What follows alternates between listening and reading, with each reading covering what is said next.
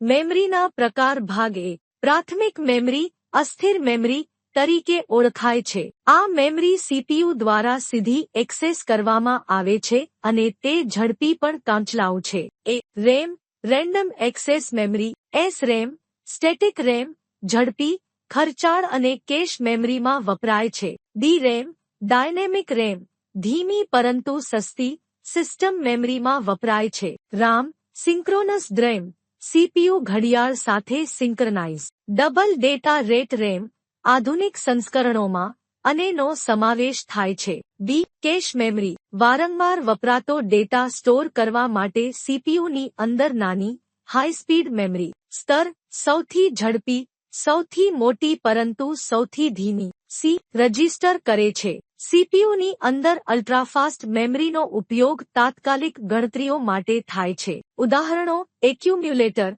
Program counter સૂચના register. આભાર.